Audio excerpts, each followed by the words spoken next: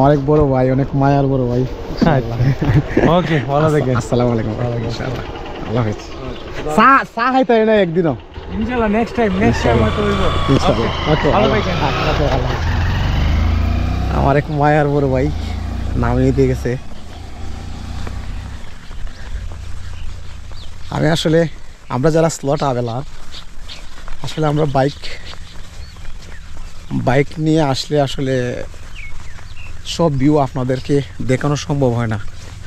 Bike চালাতে হয়, bike চালাতে গিয়ে ভিডিও করা হয় না।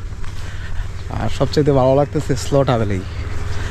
স্লট আবেলের মধ্যে আল্লাহ অন্যরকম এক মজা দিছে, অন্যরকম ভালো লাগে, অসাধারণ ভালো লাগে। সব ধরনের মানুষের সাথে মিশা যায়, সব ধরনের মানুষের সাথে কথা বলা যায়, যে কোনো মানুষকে সিগন্যাল দিলে লিভ দেয়।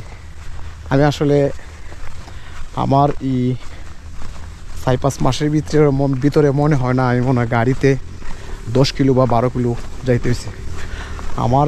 আমি প্রতিদিনই লিফে চলি, আমার কোনো ভাড়া লাগে না।